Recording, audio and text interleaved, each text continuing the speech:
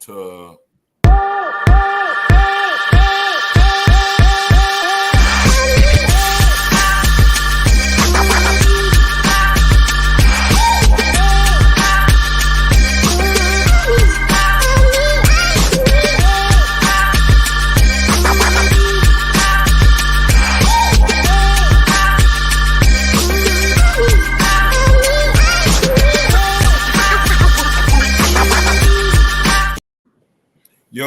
Yo, what's up? Welcome back to Let's Chop It Up. Please follow us on Facebook, YouTube, and Twitter. Like and subscribe, and tell a friend about four brothers down in this YouTube channel. My man Jamie gave us a new star. They ain't even know it. I ain't even see that. Flexing, Damien, you flexing? Everybody flexing. All these motherfuckers got this muscles going on, man. I'm gonna flex this fat, baby. You never see fat. You never see fat get no strange. You don't see no fat getting pulled. You know what I'm saying? Fat's here for life, baby. And it's cheaper to get. It's way more fun. It'll kill you in the end, but it's cheaper to get, kill you in the end. Expensive on the end though. But anyway, my brother from another mother, how you been, man? Derek, man, thanks to you in 7 days. Talk to me. Hey, everything is very, very nice in Casa de Bazemore. Let me give you since we're talking about getting caught up, let me get you caught up. Last Thursday was a fantastic day. I got I guess you would say, recognized at my job for being incredible, all right, employee of the quarter, all right, and it was a fantastic time. They gave me a nice little lunch, and we had the whole thing, and I took my little pictures, and next week, I'm on fries. You know what I'm saying? And after that, I'm on burgers. And that's when the big bucks come in. No, but it's nice to be recognized. And it was a nice spread, and and I got a little award, so that was nice. It's always nice to be recognized, especially when we're doing something positive, and that's the major thing for me in my job and what I do in the nonprofit sector, just doing positive things. You know what I mean, helping people out. So I get paid, and I say all the time, I get paid to look out for people, and that's something I kind of naturally do. So I'm very happy about that. It's very rewarding. That was Thursday. Also on Saturday, my oldest son, very sad times, but very happy at the same time. He had to go to his next duty station in San Diego, all the way at the other side of the country. And I'm looking at San Diego in relation to New York. And I'm like, not only is it across at the opposite end of the country, it's down on top of it, man. I'm like, that's about as far away as he can get and still be in the beautiful country. Though, boy. You got to visit him out there. I have every intention of going to visit him out there. Trust me on that. We will definitely be taking up on that. That's my excuse to go to San Diego. One of my favorite places I've ever been there, San Diego. You've been to San Diego, huh? Man, wow. I would love to go, man. So I'm definitely going to go and check them out, and look around, and that'll be my excuse. Probably go with my wife, and and just enjoy the time. So yeah, he left on Saturday, actually Sunday, because his flight got delayed, and was it Sunday going into Monday, and his flight got delayed again. So hey, Shauna, how you doing? So that was that, and now as of today, also I am on week number 4 of no air conditioning. All right. So in the hottest part of the summer. All right. So yeah, it's bad right now. I've been San Diego is beautiful. Yeah, I absolutely will, Shauna. Absolutely, I will. It's expensive. But they're gonna help them out with the money. Yeah. They're gonna help them out with the money too. They get this thing called BAH, so they help you to give you a little extra money to live off. To get his apartment, but yeah, so this is week number 4. Also, no AC. We're sweating it out over here, man, and starting to get a little agitated. We're testing the limits of our marriage. My wife and I, we're getting a little, snarky. Things are getting a little chippy at times, but we kind of making it happen. If you notice, the last couple weeks I've been broadcasting somewhere else. That's because they have air conditioning over here. All right. So today I have we got all the windows open. It's a little bit cooler.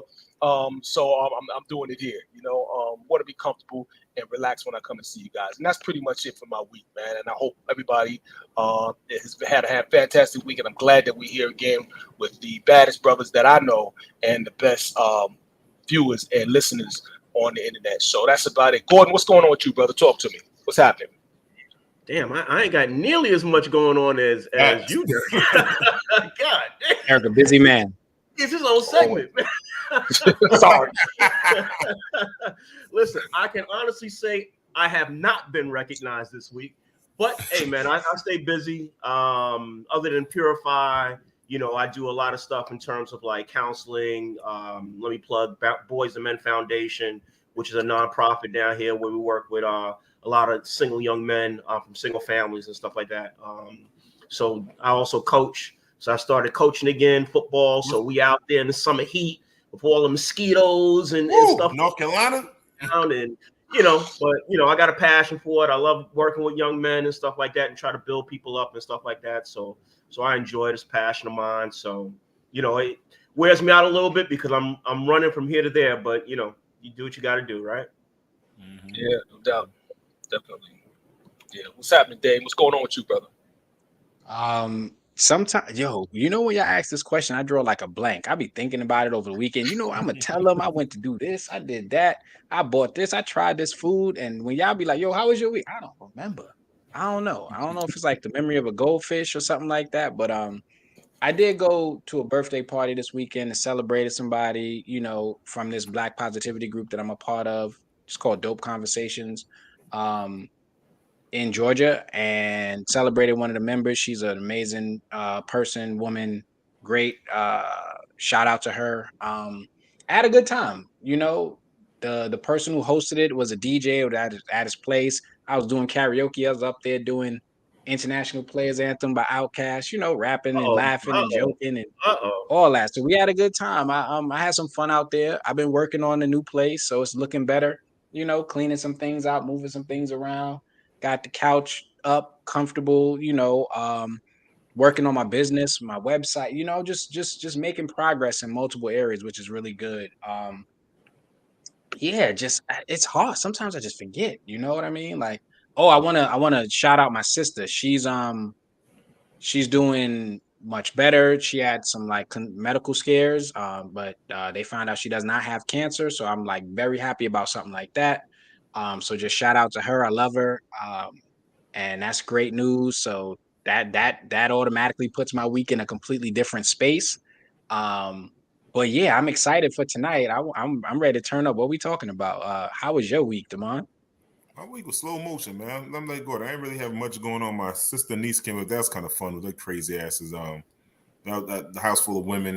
That was about the best thing I had going on this week. I went to a conference day for after school stuff, and I was about to say something to get me in trouble. Just in case people from my job watch show, but it was good otherwise. Hey, Nikisha, what's up, love? How you feeling today? It was good. It ain't nothing crazy, man. Nothing crazy. I'm looking forward to next week. We will not be here.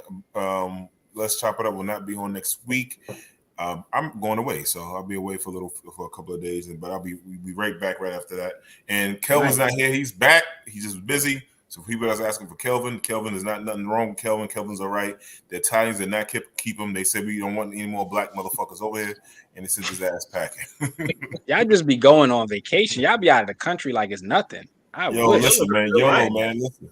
When you get a certain age, brother, you only got a few more summers. So I'm just trying to get them all in. Fuck it, man. YOLO. Figure it out. I hear you. You got that's a good way to think about it. You know what I'm saying? Shit. Mm-hmm. Anyhow, man, let's get it going, man. We almost into it right here, man. So Bronny James suffered a cardiac arrest during a practice at USC. Jimmy, can you play the clip for us, please?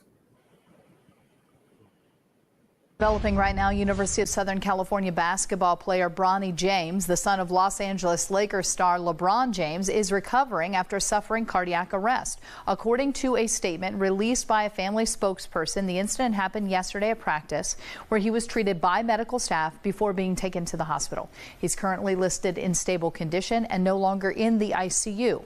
In the statement, LeBron and his wife Savannah thanked the USC medical staff and athletic staff for their work. They are currently asking for privacy. Yeah, man, that's spooky. I mean, just as a parent, forget the whole LeBron Jordan thing that I don't know seems to preoccupy everyone's brain. Because anytime you hear LeBron, it's instantly, and I hate to say it, it's people in our age group, apparently, instantly we go to, oh, he ain't shit, Michael Jordan. You know what I'm saying? And You know, forget that for a second, man. Just as a parent, you know what I mean? You're just sitting there, you watching your son and or whatever, or maybe he wasn't. I don't know. I can't remember already if he was there or not. But just knowing that he collapsed or seeing him collapse like that, man, and he's not breathing or he's just unconscious or what have you.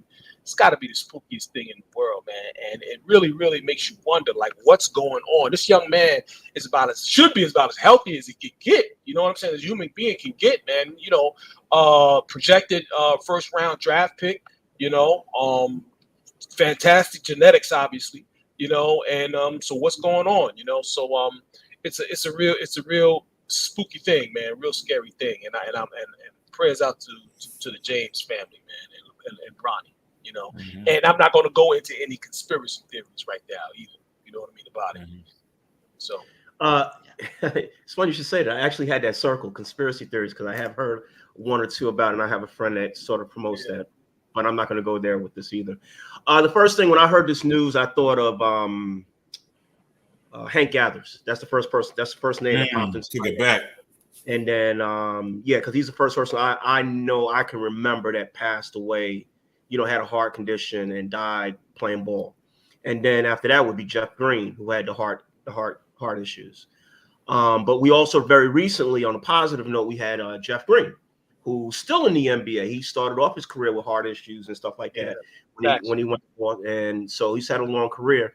So, you know, there's just something they got to closely monitor. I mean, obviously, Bronny doesn't have to sweat his life, I don't think, because he has a great resource, he has a great support system, and it's not something he has to do.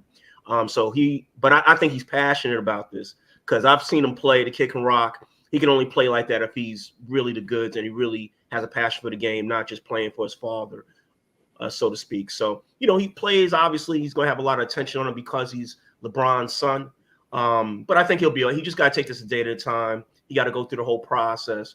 He got to make sure everything checks out. As long as they stay on top of that, he can come back.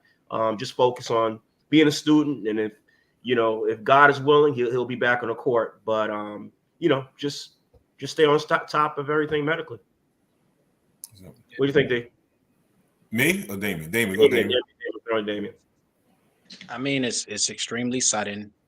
So the only thing I'm wishing is the health of him and his family. You know, Bronny is his father, his mother, you know, just everybody. I'm just wishing them the best out of the situation because it has to be sudden. Like Derek said, he has to be one of the healthiest young men. He probably has the access to some of the best healthcare, some of the best training, some of the best nutrition, some of the best environments for his body to grow and nurture. And the fact that you know, it still can happen to anybody, you know, like, and I'm sure knowing that there is the narrative, I don't know, because I don't know how much, but they say LeBron spends a certain amount of money, a couple million a year on his body.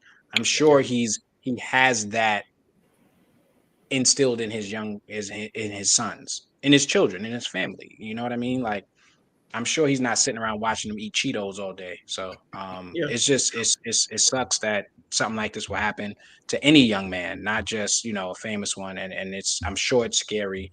I hope they just monitor his health and make sure everything is okay. But I'm glad that he's in a position and has a family that can take care of him moving forward, and he can take care of himself because he has the amount of resources that he needs without his father to take care of himself and make sure that he has a long and prosperous career. So it's scary. So it's hard to really talk about it, you know? Yeah. So with that said, we have a special guest tonight to talk about health and men's health, and especially with a situation with a young man of this age suffering cardiac arrest. Well, further ado, we want to bring in a guest that's been on the show a few times, Dr. Curtis Cheeks, internal medicine. Jamie, can you bring Dr. Cheeks in, please? Well, hello, gentlemen. How are you all today? How you doing, Dr. Cheeks? Doing well. Am I able to share? Can I share my screen? Because I have a few slides on this topic. I don't know, Jamie. Can he share his screen? Can he? You on your computer now? That's okay. We'll keep going. All right. First of all, let's talk about. Yeah, you can share your screen. Okay. I don't see anything that allows me to do it. How do you do it? Do you just show? You see present at the bottom? It's a present with a little plus. That's the button. Share screen. Got it? Mm-hmm. Share screen.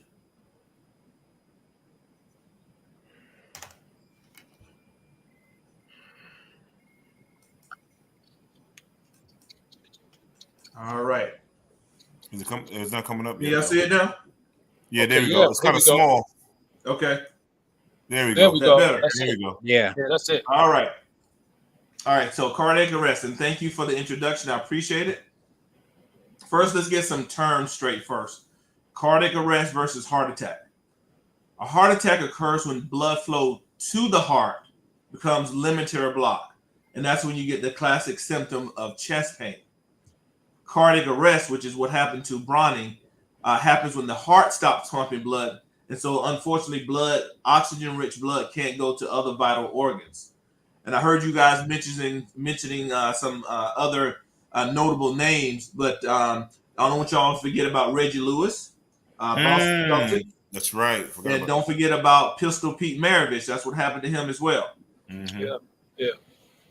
Cardiac arrest is often sudden and shocking, happens without warning in healthy individuals. The heart stops beating, stops pumping blood to the rest of the body. Brain and other vital organs don't receive that oxygen-rich blood. CPR is vital, and permanent damage can occur within 5 minutes. So something needs to be done very quickly. And there's usually no symptoms before the individual collapses. Usually over 35, the usual cause is coronary artery disease. Sorry about the misspelling. That's that age-related plaque buildup in arteries of your heart, which is why we are so big on wanting your cholesterol to be below 200. If you're under 35, the causes are just not clear. It could be genetic, could be heart malfunctions, could be environmental factors. One of the environmental factors that they are studying right now is the effect of COVID that having on people, especially young people, in their hearts. Highest rate of cardiac death, interesting enough, happens in college basketball players. Not sure why, they don't know why either. And about 2,000 seemingly healthy people under the age of 25 die yearly from cardiac arrest. No real way to prevent it. Appropriate screening is just not feasible. Screening will include detailed medical history, physical, EKG, and imaging.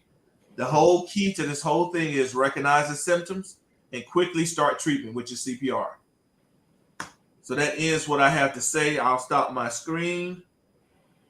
Stop screen. There we go. We good. We got you. Okay. So unfortunately, there's no real way to prevent this from happening. All we can do is recognize the symptoms and start CPR, which is why all of the coaches and things are now being trained, and medical staff are being trained, and make sure that they are aware of how to perform CPR. So do you think? You obviously he's not your patient, but I know a lot of these young guys use a lot of supplements nowadays, and a lot of young kids with these Red Bulls and all these monster drinks and stuff like that.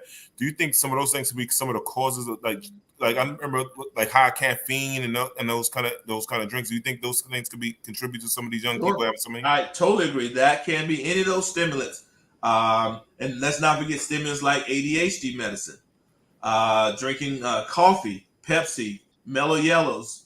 All those things have a high amount of caffeine in them that can cause your heart to be affected by it. So I would definitely watch that. And then, of course, you have those drugs like cocaine and stuff like that of course can get to it and cause your heart to stop working properly. Do you think all these young people with this hookah stuff? Do you think anything with that hookah? Well, I mean, hookah is still nicotine, it's still cigarettes. And I would venture to say that it does have some effect, not only on your lungs, but it does have an effect on the rest of your body. So it's not the cleanest thing. I wouldn't suggest that a world-class athlete is doing anything like that, but you never know these days. I'm sorry, I'm going to take up all the questions, baby brothers. Go ahead. Yeah. Anybody want to jump in? Yeah, How you doing? the red says it sounds congenital. What's congenital? I don't even know. I've heard it before. I don't even know what that word means. Congenital just means that it's you were born with it, that you got some kind of trait from your parents that may have caused you to have this genetic defect from your birth. So that's what congenital means. So the question is, can this be congenital? Sure. Something that we don't have tests to test for everything. I know patients come to the doctor's office and say, test me for everything. That's just not feasible to test someone for everything. We in the medical field, we do our health screenings based upon things that are appropriate for your age, such as, colon cancer. We start screening for colon cancer at age 50, but now we're realizing people are dying from colon cancer at age 35 and 40. So there's thoughts of lowering that age. But the whole reason why we do it at 50 is because insurance companies say that it's cost effective to do it at 50 versus doing it at 40 or 35. So it all comes down to cost and the almighty dollar. So when it comes to screening for this, it would take a large amount of money to screen healthy individuals to find that 1 or 2 or 3 people that may have this problem. So you said it costs a lot of money to screen people. So how do other countries who have free healthcare actually manage that? They do the same thing. They have some of the same guidelines. They don't have, when people have, as you call it, free healthcare, they just don't have the access to healthcare that we do. Let's say you needed a MRI for whatever it is, then it would go through a panel of people before you can get that MRI that you wanted. Where over here, if you have the money or you have the insurance, then you can get your MRI as long as the insurance company approves it. Over there, there's still a panel of people that's approving whether or not you can get that procedure or not. Aren't there medical standards different than U.S.? Aren't there medical standards different than ours, though? Yes, in some ways they are. Like I said, ours are driven by the dollar and insurance companies and what happens. It also is environmental. Our lifestyle here in the U.S. is different than some in Europe or Africa or India, those things. So they have different diseases that they get. We don't get, there's not many people in the U.S. getting the shot for malaria, but over in Africa, everybody's getting it. Jamie, can you bring the question from E. Ortiz real quick before? Yeah, she said, can taking steroids cause an enlarged heart or a cardiac arrest? Sure.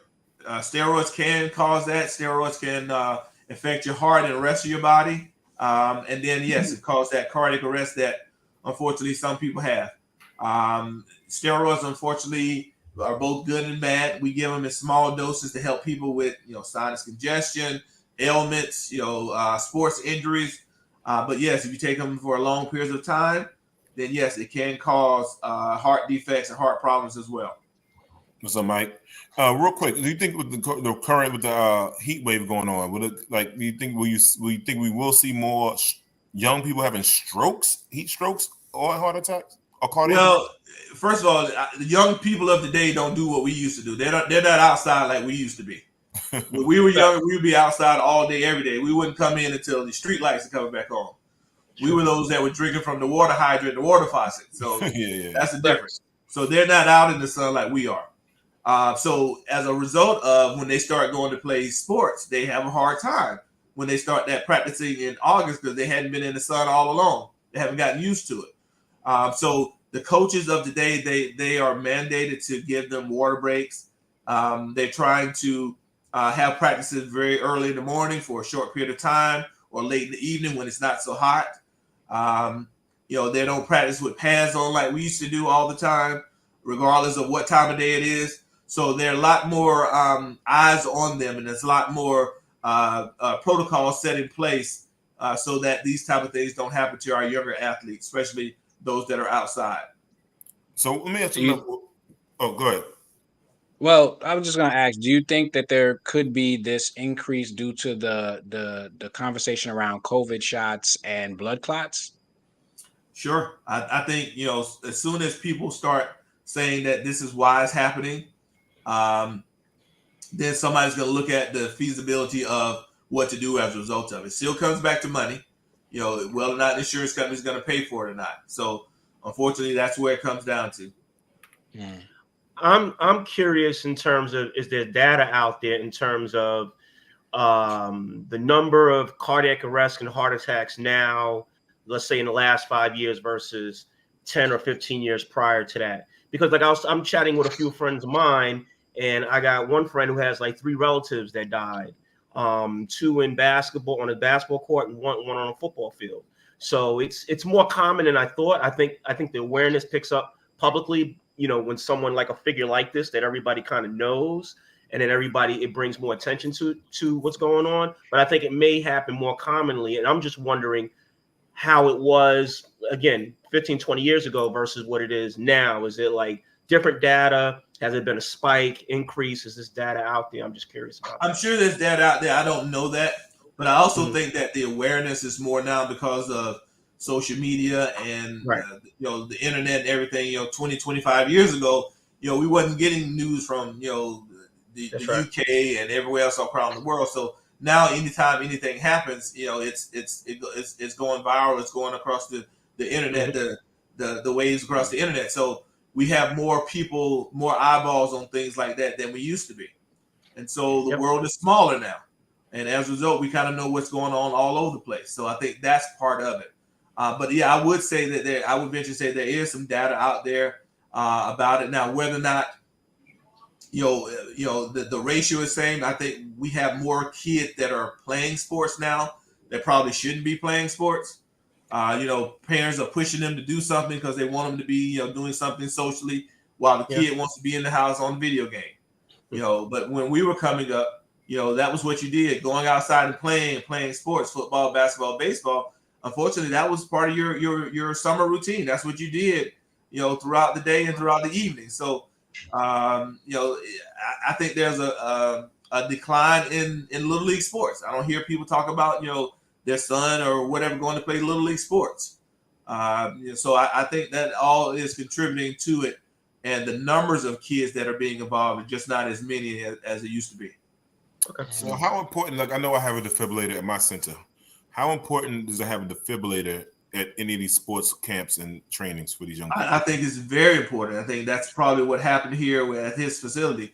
You need those, you need to have them at every gym, that your workout gym, your sports gym, the YMCA gym, wherever people are gathering around large numbers of people, you need to have one. Concerts, games, basketball, football games, everywhere that there's a large group of people, you need to have one just in case something like this happens. Yeah, just a little quick story. I just had an incident this weekend. Now I play ball with my fellas every Saturday morning at this church down here, and we had a guy that ran full speed into a wall right under the basket.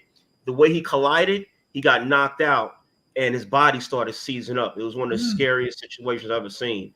We called, of course, 911, and he came to, but it was scary. It was scary. Sure.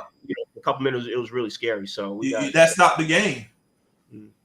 Oh yeah, it stopped the game. No more basketball today. No more basketball now. It's real life now. Yeah. Yeah, man. That's sorry, Gordon. That's scary. I can just imagine. I was gonna ask, do you think the change in nutrition with like genetically modified foods and things like that play a role? I don't think that I saw something. Somebody sent it to me. A good friend of mine. I can't remember. It was Mountain Dew hot dogs or something like that, and I was just like, "Yo, Google it. Please tell me if it don't exist." But I saw. I don't know anything about a Mountain Dew hot dog infused with Mountain Dew. I'm like, there has to be a law against something. Like you just gotta just say no. We're not doing this. But like and I was thinking about what Gordon said about 15, 20 years ago. What were the statistics? And I'm like, there's probably a much larger variety of genetically modified foods and other type of things that's going on with chemicals and preservatives that might have a harsher effect on young people now, when before it just didn't exist. So I was wondering if that could play a part too in what we're this eating, consistent rise. Sure, Yeah. I would venture to say what we're eating plays a difference. Back then, we didn't eat the best of foods either. It may not have been genetically modified, but we were eating bologna and treat meat and spam, and drinking Kool-Aid all the time. I never remember going and borrowing that cup of sugar from the neighbor to make that Kool-Aid. Yep. So we wasn't eating the best of things, but as far as the genetically modified, you're right. We probably, we definitely wasn't eating that.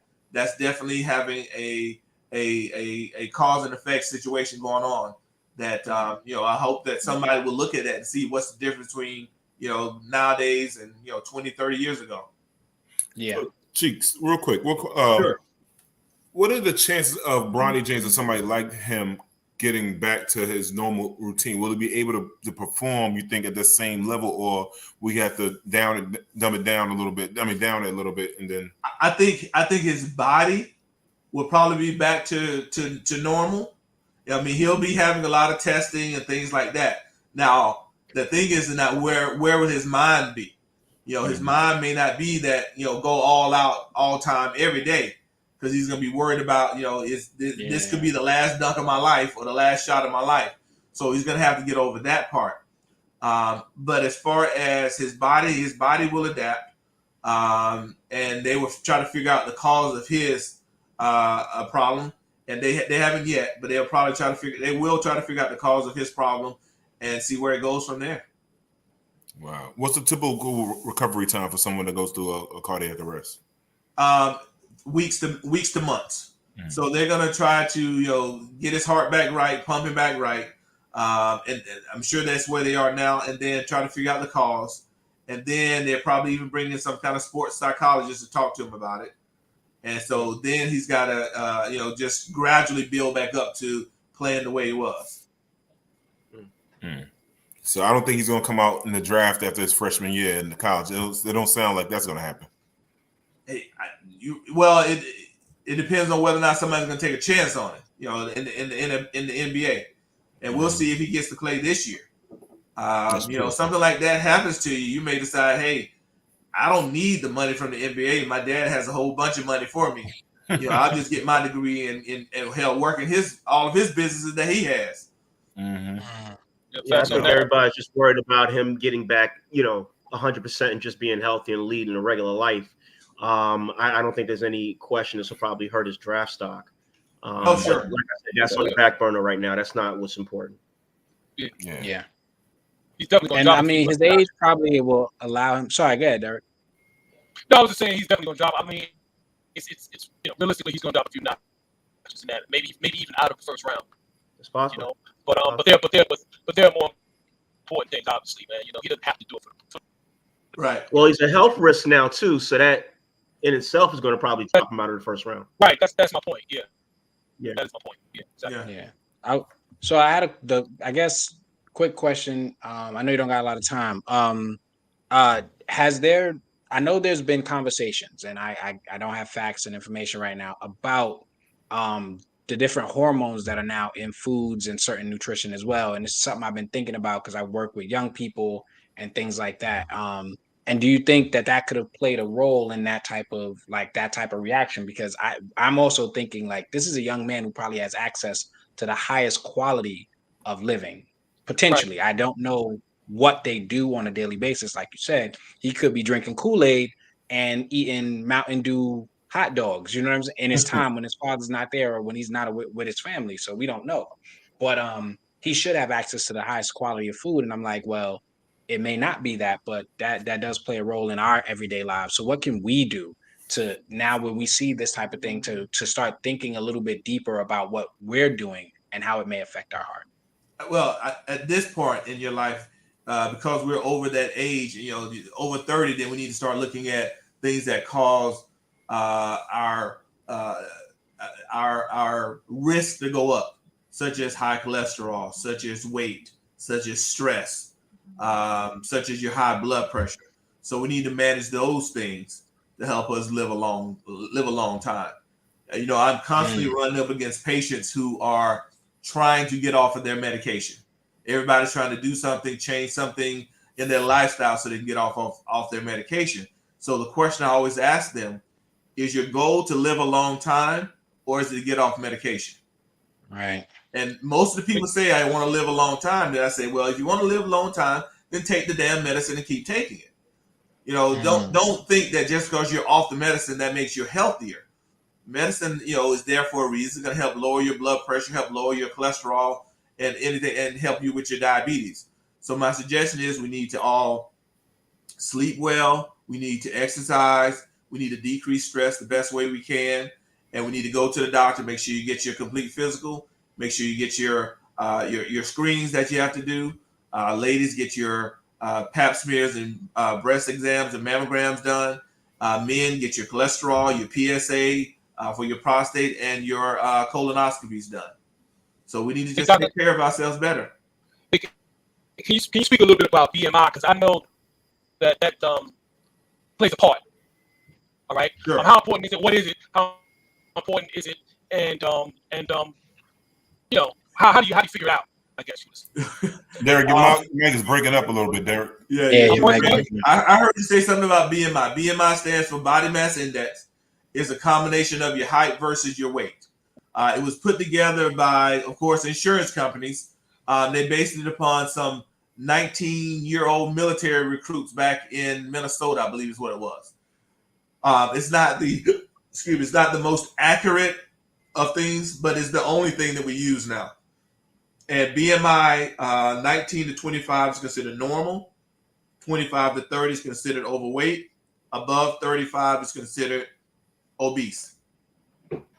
And so what we tends to happen is, we look at that, and not everybody falls into that category, especially African-American women, unfortunately, because of their size, because of their bone structure. Not everybody falls into that BMI category. But unfortunately, that's what we use. What's the question somebody brought up real quick? Young lady, Tamika. Yeah, there you go.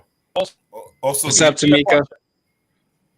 So go say it again. GFR, that's your glomerular filtration rate. That's for your kidneys.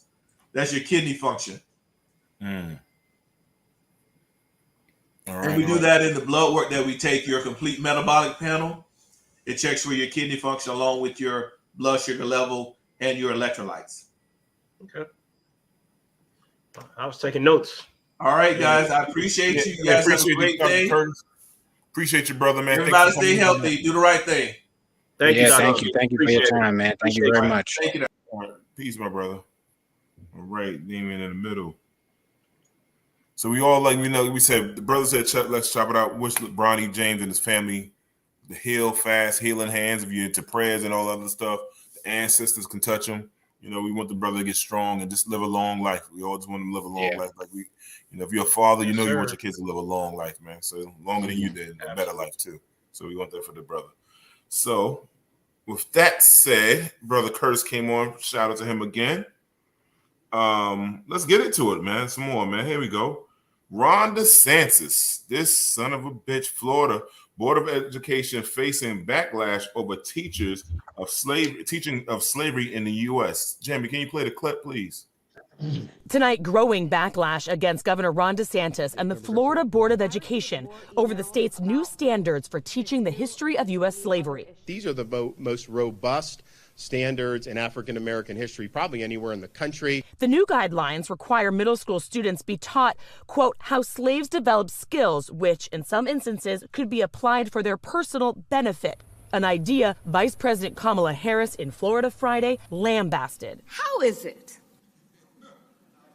that anyone could suggest that in the midst of these atrocities, that there was any benefit to being subjected to this level of dehumanization? In high school, the guidelines require the teaching of both acts of violence perpetrated against and by African Americans, which Florida's Education Association says diminishes an event like the 1920 Ocoee Massacre, where at least 30 African Americans were killed for attempting to vote. A volunteer member of the task force tells ABC News he stands by their work. Amid criticism, the standards gloss over the horrors of slavery.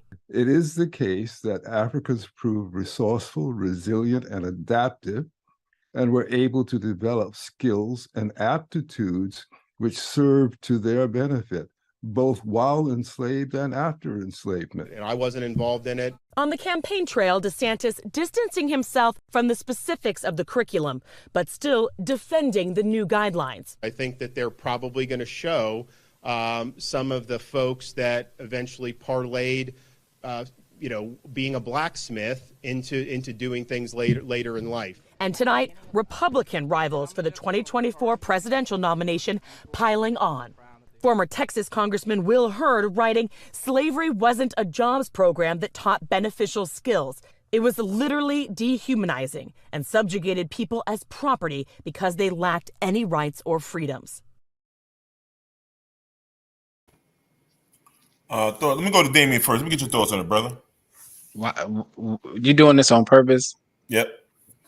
Don't he have malaria to deal with in his state now? Like, what's going on? Why is he talking about anything?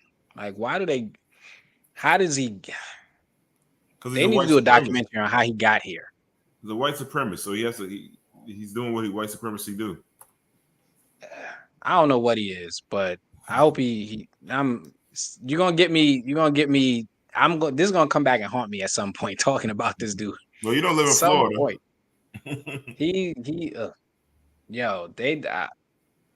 He doesn't seem to have any understanding of almost any subject matter that he speaks on.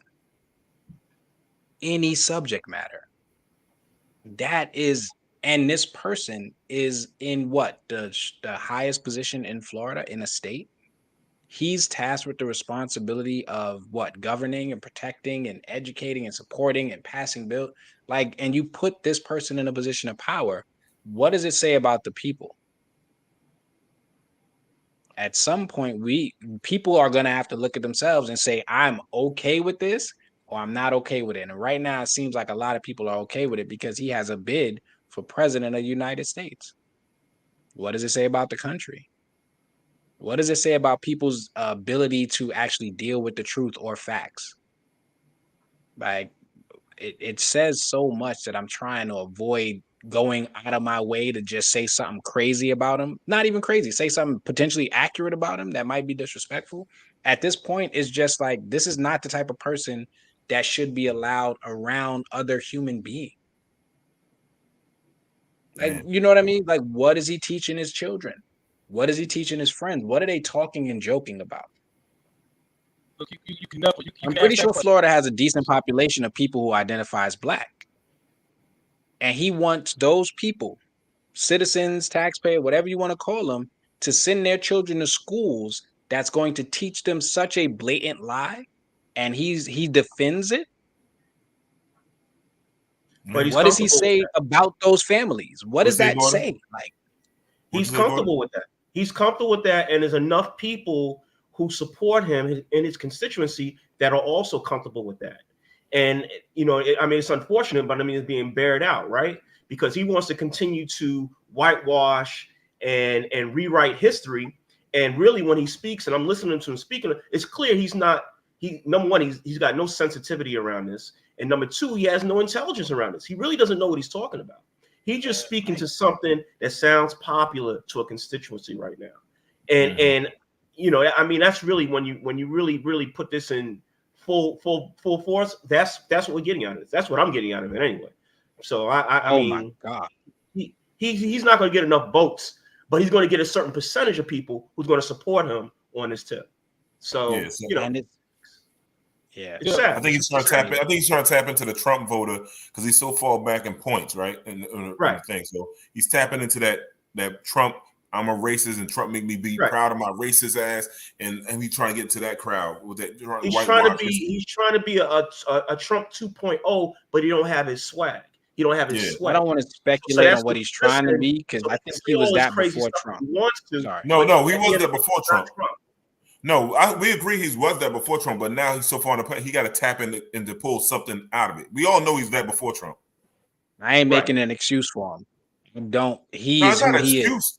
But he's trying to. It is. No. This is who he is. It's not an act. It ain't got nothing to do with Donald Trump. I don't like Donald Trump at all, but it has. He is who he is. No, we Damien, you're missing the point. We're saying. You're missing the point. He's made it okay. I'm getting point. He's made it okay for him to speak like this stuff. No, he didn't. Trump, he was saying it before Trump. Like, yo, there's too much. Crazy in public like this. He never spoke this crazy. Listen, there's too much of this. Trump made it okay. People was doing way worse things than Trump was saying before he got in office, before he was saying this stuff. We got to just be honest. These are the people. The reason why Trump was comfortable saying this stuff, because the people like him was like, good one. They were patting him on the back. Yeah, and now, Damien, I don't think. All right, y'all got it. Damien, you don't have to do that and say. You don't have to say that. Listen, let people get their point across. You don't have to do it like that. I did interrupt, and I apologize. This is why I don't want to even. Yeah, I got you. So, what Gordon and I think we both understand. Well, People, yes, it's always been like that. But politicians never talk openly like this on public forums. No, not like this. Not to the level has it been in the last 4 or 5 years, 6 years now. Since that, it's been getting really out of control now. It wasn't like that. It was always backstage. We had underlying stuff. You can't catch too many people, this number of people on camera all the time saying some off-brand shit. It just really Biden, Clinton, Bush, Cheney, Pence, like all of them done it. To this level. No, you can say that, but not to this level of what you're trying to say. It's not to that level. It's no way possible you can catch this many. You can't get this many clips or every week. Every week you can get a new clip. You wasn't getting that back in the day. You got to. Well, I don't think they were making as many speaking engagements, but you didn't have I'll put it to you like this, Damien. Like I said, brother, we're sharing opinions, so continue to share. Yeah. You know what I'm saying? Continue to do you. We didn't have a Marjorie Taylor Greene in the Senate at any time ever that I can remember, ever, that spoke like she's speaking right now. You know what I mean? So they talking real reckless right now and violent. They never got like this before. They've gotten extra since Trump. I mean, it's just he created a cult. I mean, it is what it is. You got to call it what it is at this point. To you, they never felt safe like my bad. that before. They never felt safe like that. Thanks to social media to get instant feedback from like-minded individuals. Yeah. So now, as a result of that, they get a little emboldened. And Fox, come out. And don't forget the media, Fox, the conservative platforms. They changed the. Yeah, but those have always sort of been there. Hey, Derek, you're going in and out, man. We're missing parts. I think maybe the headset. Take it off. Maybe that's it. Yeah. And unplug it. And go straight to the computer. Nah, I can't hear him at all. Take the mute button off. Take the mute button off. I'm trying like this. Can you hear me? Yeah. It's better. Okay. All right. Better. All right. Fantastic. Yeah, we've always had conservative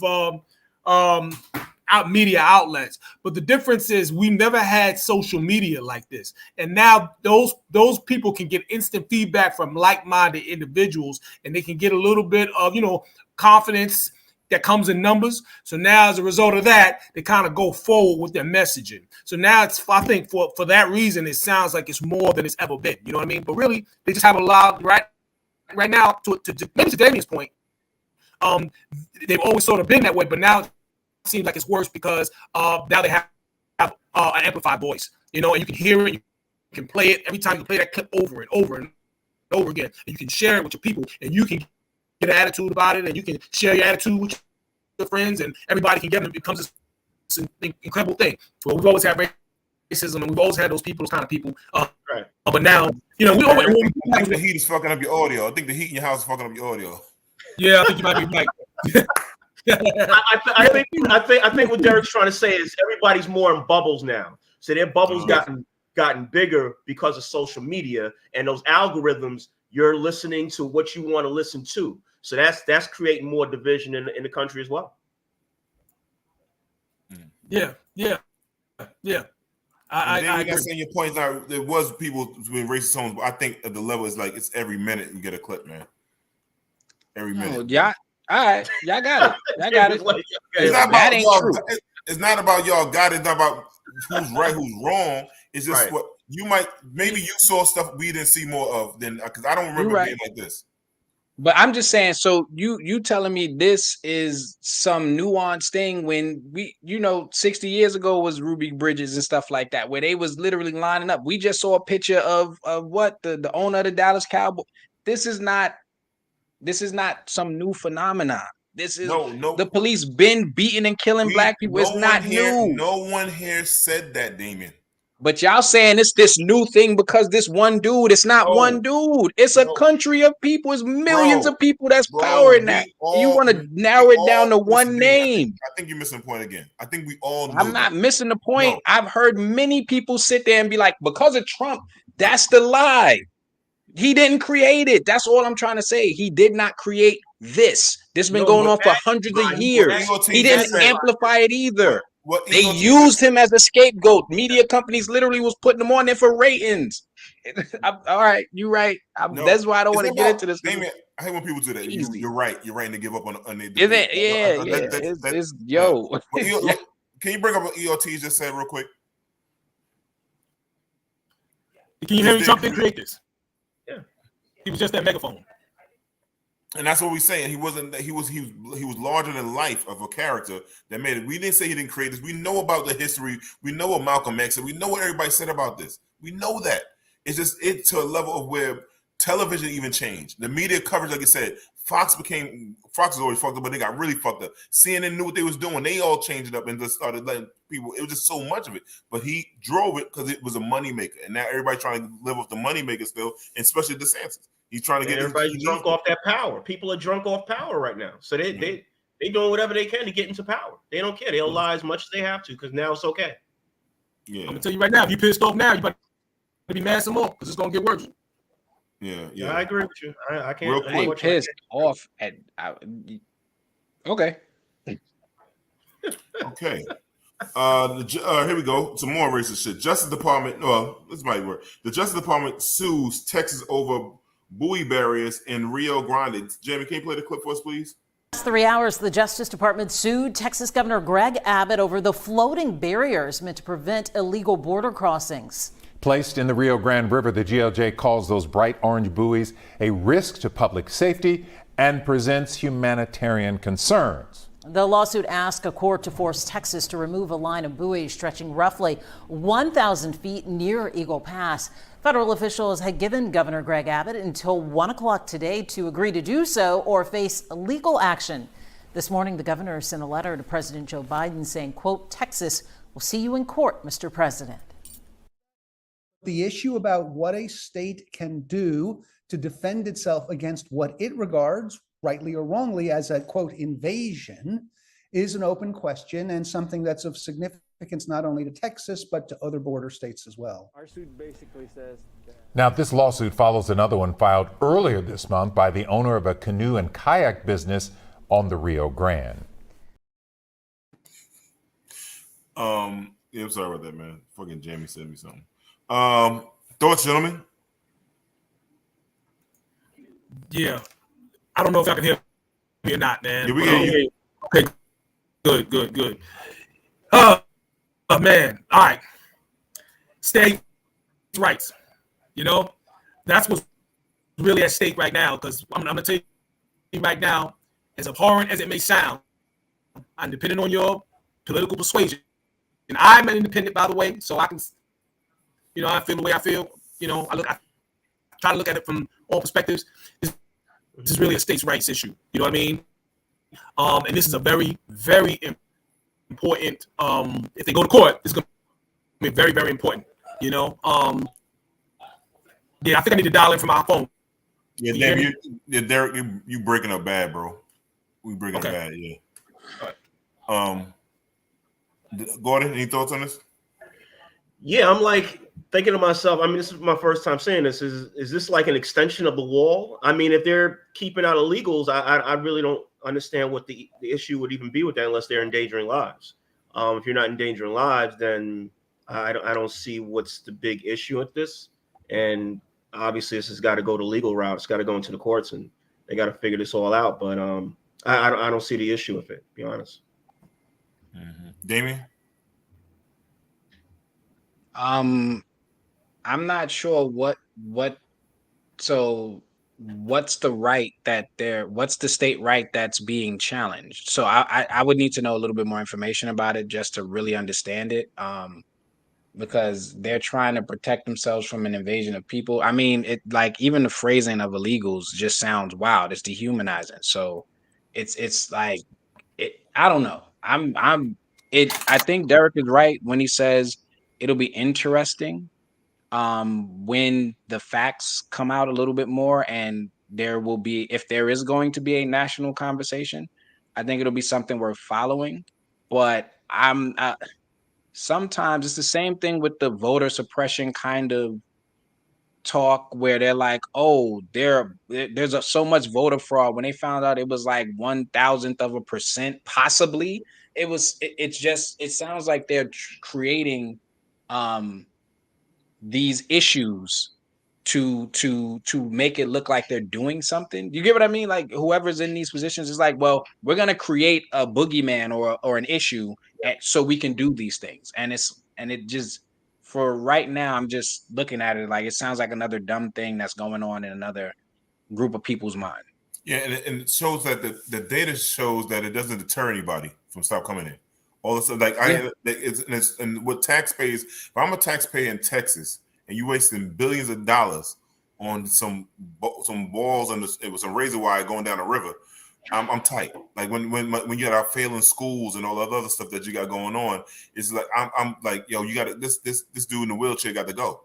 He has to go, man. And like, let's roll his ass into the water and he got to go. I'm just saying, let's see if we can swim back. Like, you know what I'm saying? All kind of shit. Like, but it doesn't make sense really for.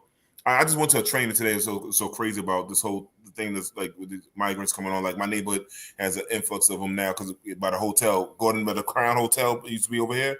On the way, is everybody is there now, and it's so sad to see people that's looking for work and they can't get the work. It's just, and I'm like, and nobody, and all those people in Texas, they got all those farms down there, want to hire these people, but the governor's saying you can't hire these people, and the farms are failing.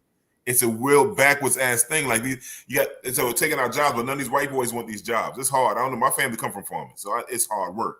So it's like I don't understand how they can go against their own thing. He's gonna spend the money on this balls with razor wire down the river and all this other shit, and then send people on buses that the taxpayers are paying for, and these farmers are struggling, and they could get the work, and they get this food shortage and everything going and get it popping. But not just it's just crazy to me. It's been a societal issue of people being convinced to like vote against their own self-interest. Mm-hmm. You know what I mean? Like this idea of this phrase, taking our jobs. I would love to know which jobs are being taken and who's like, I'm mad that I can't, sell oranges. This is my livelihood. Sorry, it's not to be disrespectful at all, but it's like, just what jobs are you losing? Like, how big is the coal mining industry in this country right now? I don't think it's that huge, but if you can provide me with some information, I'm fine with like listening and learning. You know what I mean? Like if farms are failing and they need support and help, and there are actual groups of people that are willing to do that, why not give them some type of pathway, some type of support so they can go and help? Because now one group is getting something out of it, and another group that needs the help is getting something out of it. So at the very least, you could hang your hat on saying, well, now we have people who are willing to support y'all. Do you want their, you know what I mean? It sounds like there's so much illogical behavior in these places that it's just, it sometimes it can get very upsetting to even discuss some of the nonsense that these people are doing, because it doesn't make sense. There's no way to outside of, we just want to keep things going the way we're going, and we're going to do whatever it takes to misinform and confuse and keep people so wrapped up in the nonsense that they don't know what we're really doing. That's the only thing I could think that makes sense out of this thing. See, the problem, Damien, is that you're thinking of it rationally. They're thinking irrationally. You hit the nail on the head. They vote against their best interests because they're fighting culture wars. And one thing they do well is they get behind whatever the message is. Now, when you unpack that message, it's almost like a robot that goes AWire. They don't have actual rational answers. They just know this is the message I'm supposed to regurgitate. So that's kind of where we're at with that. So that speaks to exactly what you're talking about. Yeah, it's definitely sad, because I mean, you know the phrase, you say a lie enough times it becomes the truth.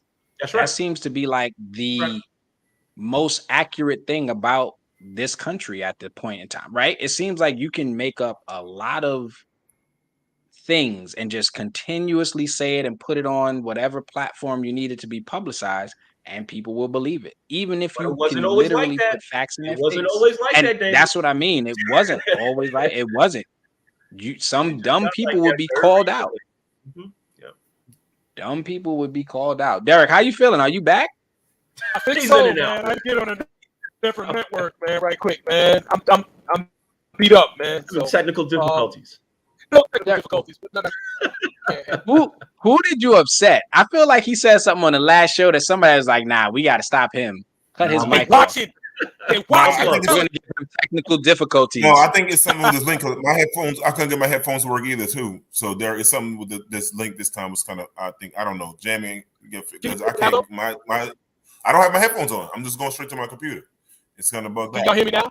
Can y'all hear me now? You breaking up still. Wow. Deep. All right.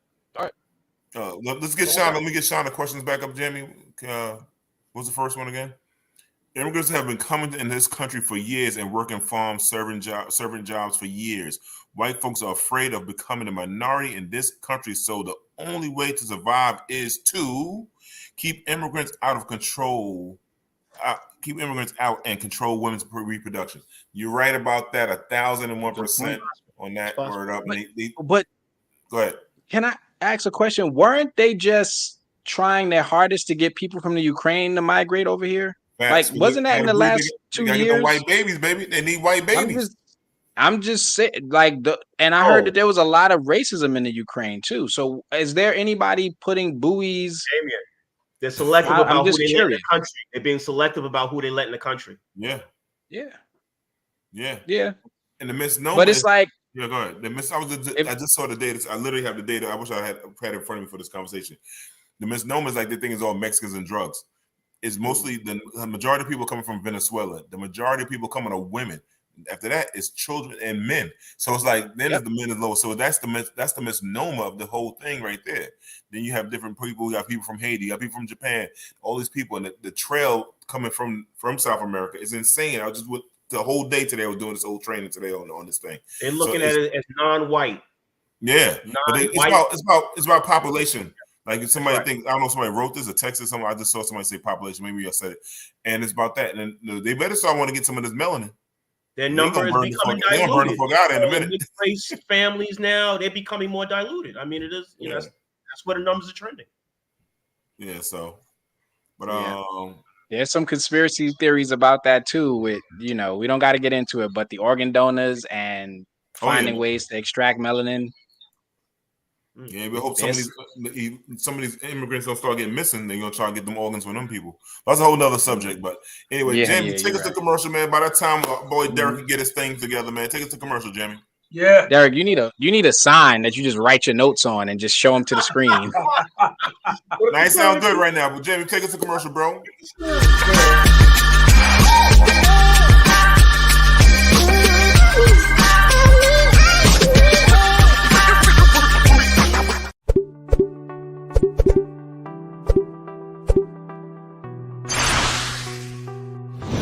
Purify IV got started through a friend of mine coming to me with a great idea, a great concept that started out through a friend of his in Swanee, Georgia. One of the medical doctors is my best friend, so I thought it would work well here in Cornelius in the Charlotte area. One of the things that inspired me to open up this space was the overall wealth and wellness and clinical feel. A good way of looking at it is we have a drip for pretty much any occasion. So whether it's performance recovery, let's say you're into performance, you're an athlete, or you train, or you run, cross-train. We attend several of those type of events, so we have a drip for that. We have something for the average person. If you had a long weekend, of course, the most well-known is the Myers cocktail. We have something for women, skin, hair, nails. And of course, we have something for immunity. The effects pretty much are immediate in terms of what people feel. They feel energized and feeling refreshed. I had one friend of mine who followed up with me a day or two later. She just felt like she was glowing. She had the nail hair and skin. So she said, I just feel like there's extra glow for whatever reason. So I said, well, I'm pretty sure it's the benefit of the drip. When you come and visit Purify IV, you can expect a warm, inviting space. We want to take your mind off of coming to a medical clinic. We are a wellness clinic, but we more have a med spa feel. It's warm, it's relaxing. You can sit down in a massage chair. You can sit down in one of our private rooms, recline back, watch television. We want to create an experience for our clients. What separates us a lot in terms of comparison to other IV hydration spaces is that we make all of our drips very fresh. Everything has to come direct from the pharmacy and has to meet certain specs. So we actually have mobile services. We go to Mooresville area, Charlotte area, Gastonia area. we could come to you. My personal goal at the end of each day is to hydrate as many people as possible, and everybody can feel as rejuvenated as we do. You want to stay hydrated, you want to be hydrated, you want to be rejuvenated, and of course you want to be well. WCCB Charlotte's Carolina Insight is brought to you by Purify IV Charlotte. Yo, yo, yo, yo, yo, what's up, what's up, what's up? If you like what you're seeing from the Four Brothers here, give us a thumbs up. Like and subscribe to the channel so you can stay notified when we go live and post new content. Thank you for the support. What's up? What's up? We back. So before we move on, I do want to apologize for just getting really agitated at the conversation earlier. I know it's not against anybody on the show or anything like that, but these topics and these narratives have been something that has plagued my brain for decades. And it's just like one of these things where at some point we just gonna have to call a spade a spade. The person's a racist, he's a bigot, he's a this, he's a that. And it don't matter who or what else is the thing. If you choose to be a certain way and do certain things, we're gonna have to call you out on it and just say, oh, that's who you are. You know, but yeah, I just want to definitely make sure that everybody understands that it's definitely just it's a triggering subject. But what we talking about? And are we talking about the Giants? Are they doing well? I'm not even watching football this season. Yeah, but Barkley's back, man. I just felt like putting my Giant hat on, man. I'm feeling good. Saquon's back, baby. How are the Jets doing? As I understand it, that's a Derek question. Aaron Rodgers making great throws to Wilson. They're looking good, as I understand it. You know, we'll see. Are they doing well, Derek? Can you hold up a sign? Can you just? My audio's good. Oh, you sound good. You sound good. Oh, see there, I had to go to the backup of the backup, man. You know, but listen, man. Yeah, tertiary backup. So listen, man. The Jets are the Jets, man. I'm just excited.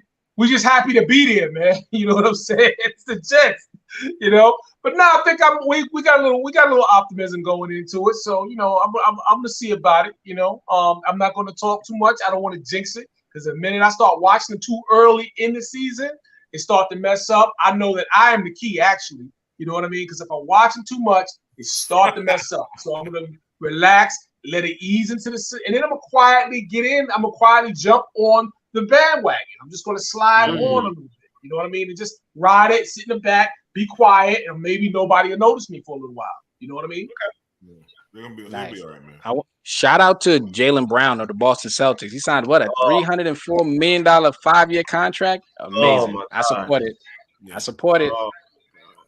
To be the second best player on the team. And what does that mean? That don't mean nothing. Yeah. I played the wrong. That don't mean nothing. If you're gonna give him what was they gonna do? Trade him and be the sixth best team in the East, or are they gonna keep him and be maybe the number one team? If Brown got that, what are the real superstars in the league gonna get now? Facts. Does it matter? The owners is still making a killing. Who's making the real money? Oh my God. Yeah, but get your money. We ain't playing. Nobody's turning the TV on to see the owners. So I don't care if the owners gonna get. But they are turning on to watch the Boston Celtics because if they got rid of them, they was gonna lose a lot of money on television, on all that. Yeah, ticket sales. Depends what kind of package you got back from though. But NBA's different. You gotta move that money. You gotta move. Who you trading? I don't know. What team is? I don't know. It's the same. Like, he's good, but like, damn. I mean, is he top? He's not a top 10 player. Is he a top 20 player? Yeah, he's definitely went in the top 10 to 12. Yeah, 10 to 12. Is he? He's all NBA. He's all NBA. So is Julius he's Randle. A perennial all-star. Julius Randle's all NBA. He's better than Julius Randle. Have you looked at their numbers? It's not about the numbers. Look, if Julius names and I put the numbers next to each other, they're gonna look real similar, Damian. If Julius Randle was on Boston right now, they would not be a better team. No, I'm not talking about that. I'm just talking about just his numbers and then what he makes. So Julius Randle's making like 20. He's close to 30. He's making double that. Julius Randle's getting bumped in the first round. He's trying to play for a championship. Okay. Julius Randle got better numbers than Draymond. You want to take you want to put Julius Randle on? Golden State will not trade Draymond Green for Julius Randle right now. Even after punching Jordan Poole in the face, they're gonna be like, "Nah, we'll keep him. You keep Julius Randle over there. You can get a lot of good numbers on a bad team, though." Did Draymond make All NBA this year? No. Did he ever? Did he ever? Oh my God! No, you know what? I don't. Yeah, but not all of them. Probably, yeah. But yeah. Anyhow. Yeah. Anywho, I don't want to get us too far up on the sports. Yeah, we can go to that one later. Fox viewers, right, gives a reward. Fox 4 viewers gives a reward to Dallas couple who helped catch kidnapper suspect after Crime Stoppers declined to pay out the reward. Jamie, can you play the clip for us, please? Fox 4 News is getting results. We first reported on Crime Stoppers' refusal to issue a reward to a couple who was key to Dallas police arresting a most wanted fugitive. Today, a Fox 4 viewer stepped up to do what he says Crime Stoppers failed to do. Fox 4's Lori Brown is live. Lori. Clarice, a Fox 4 viewer told us that he knew he needed to do the right thing for a family that did not hesitate when face-to-face with a top 10 most wanted fugitive. We've been hearing a lot of thank yous and that we are heroes. We were there as Fox 4 viewer Cliff Freeman hand-delivered a check to Kenyatta and Brianna Jordan. I know you guys have been through a lot, and I just want to tell you, I saw your story that Lori did on Channel 4, and it just touched my heart. Freeman is a Dallas native and business owner. What you guys did was put yourselves at risk, and you took a bad guy off the street. And you're my heroes for that. You're welcome. You sure can. Then Brianna Jordan saw the amount. For $5,000. Thank you so much. I'm trying not to tear up out here. Yeah, I know everybody gonna see this. When I saw the story, I teared up, so it's okay. It's a good thing. Yes, it is. Tears of joy. The Jordans are parents of 6 young children. 7, 6, 4, 3, 1, and 6 months. So when they saw reports that Leonard Neal was wanted for abducting a 9-year-old boy and 7-year-old girl and sexually assaulting the girl, they looked at his photo carefully. When they thought they saw him at a bus stop, they called 911. As Neal got on the bus, they followed it while talking to police. Before police arrested Neal, he cut his throat with a box cutter. The chair who oversees North Texas Crime Stoppers told us that the Jordans could not receive the reward because their tip went through 911 instead of their tip line. Freeman told us he believed the Jordans' actions were deserving of the reward anyway, which is why he provided the amount in full. I don't have Crime Stoppers number programmed into my phone, but I do have 911, and I guarantee you 911 is the first number that I'm going to call. Freeman said he wants to show the community that Crime Stoppers or not, when you do the right thing, the community will have your back. On top of that, we were able to contact Six Flags. Six Flags is providing the Jordan family with tickets to attend the park. We want to help celebrate this with you, this great thing that you guys have done, and Six Flags has also wanted to participate in that as well. We just need more heroes like you guys. It's a blessing. Thank you so much. Hey, I want to hug from this number 4 here. That's all right. Love you guys. Thank you so much. Thank you, man. After we brought this issue to his attention, Dallas Mayor Pro Tem Tanel Atkins began working to address the root of the problem so it doesn't happen again. He says he will have an announcement about a solution Tuesday. I think they didn't give him the reward because he wore a Dak Prescott jersey, and then he wanted to lose his jersey. I was gonna say something about that too, and I was like, wait, let me make sure I'm saying the right person. Because I was like, what if it's a Romo jersey and I'm just wrong because I forgot? But yeah, that's shout out to the person who actually gave the money. I was trying to figure out what is Crime Stoppers. It's like a community hotline organization or something like that. I know sometimes it's managed by nonprofits, sometimes it's managed by the police, but at the end of the day, if they're offering a reward for using their service, right? And if they don't want to offer the reward, what are they there for? Facts. We got crime. You happy that crime got off the street, right? Don't you supposed to reward people? You help get crime off the street, especially a pedophile. Yeah. And right, it's not even like somebody that might have stole from a store. This is the type of crime that everybody agrees with. This is no. Do you know what I mean? There's no debate. There's no. What?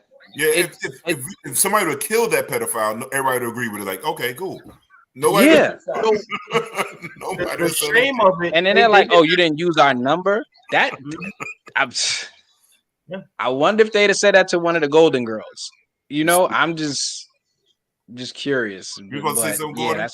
Yeah, I mean, they wrote him off because of a technicality. So to me, they didn't act in good faith. But like you said, big ups to my man. I mean, that just shows there's still good people in this country. You know, you just love to see that type of goodwill.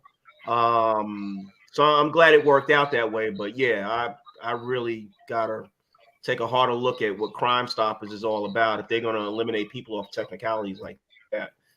Yeah, that's I never bothered to worry about, you know what I'm saying, who basically oversees that. So and it's good. Fantastic PR as well for the business owner. Fantastic PR, well-deserved PR for his business. Shout him out. You know what I mean? So it's great all around. Yeah. And think about how other businesses could just, instead of spending hundreds of thousands of dollars on influencers, imagine if you just did something nice for somebody in your community. How many people would come to patronize that family? That family, they said they had what, 5 children, 6 children? Yeah. If a business is supporting that family, you have generations of children who are going to support your business off of just something like that. I'm telling too much. Hire me as a consultant. I get your business right. And Six Flags is a good look for Six Flags now, but fantastic look for Six Flags. Yeah, it's so crazy because like the man said, no one has Crime Stoppers in their phone. We all know 911. And like Crime Stoppers, they're gonna ask a whole bunch of questions. 911, we know it's gonna be on it. Like, you know, they're gonna come like, all right, where he's on the bus, he's wearing this, that, and the third. He got a box cutter. Some bitches cut his throat now. Yo, he must have been out of his mind. I wish he would have bled out. Because now we wasting taxpayers' dollars to put his ass in jail for the rest of the life. In the hospital now. You got to put him in the hospital. Yeah, and the hospital. Word, you got to put him in the hospital now. Word. But you know what? When he gets to jail, it doesn't happen either. Because like you said, everybody's going to automatically think 911. Yep.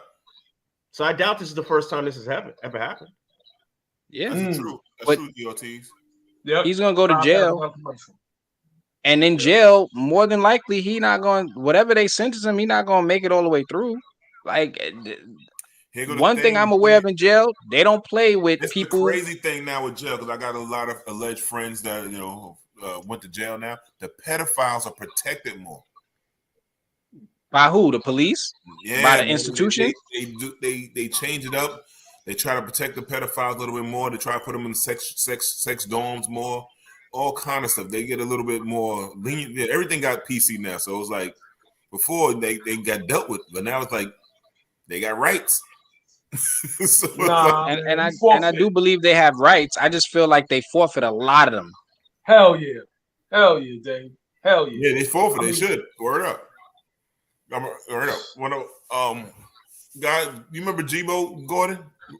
He was the first one. G-Bo from across Rockaway. He was the first one to tell me. He said, "Yo, the pedophiles got brand protection." Because it was back in like the 90s, too many, they call them tree jumpers. They was in there, and he said, "Yo, we can't even beat their asses like we used to anymore." And then somebody else told me the same thing. And I think Mike Tyson, when he says that the pedophiles are protected in jail. So it's crazy now, man. Crazy. It used to be a certain code because everybody in jail got children. Most people, right? You know what I'm saying? They got little sisters and brothers and stuff. Everybody, that used to be the code. Like, word, we got one of them in here. When I worked in real quick story, when I worked in a juvenile jail, the sex dorm knocked out all the kids that did pedophile crimes, like rape little girls. Like if he was like 17, 16, raped a 9-year-old, 8-year-old, they knocked out all their teeth. Yeah, all had their teeth missing. They said if you want to suck dick, you don't need teeth. Swear to God. Now, Sam, gentleman block me. That's a true story, Sam. That's what came from the kid's mouth to me. Don't do no roll for me, Sammy, on that one. That's the true story, man. I've heard stories. Yeah, man. So, all right, Jamie, here we go. Ready, Jamie? Man says he has 4 wives because he can't stop cheating. Jamie, play the clip. This is Jerome. He fell in love with Jasmine. Jerome cheated in all his previous relationships. I never feel like one female could amount to everything that I wanted. Jasmine was dope. She was able to cook. She was able to clean. So the couple decided to open up their relationship. And now Jerome has 4 wives. We don't have a maximum limit of people in a relationship. But the outside world has scrutinized their way of life. This old man is pimping y'all young, dumb A-words. Today, Jerome's sibling is coming over to discuss how they feel about the ever-growing household. I laughed at it. I thought y'all was just a big joke. I thought y'all was on some freaky type. Hi, I'm Deidre. Hi, I'm Jasmine. Hey, I'm Tisha.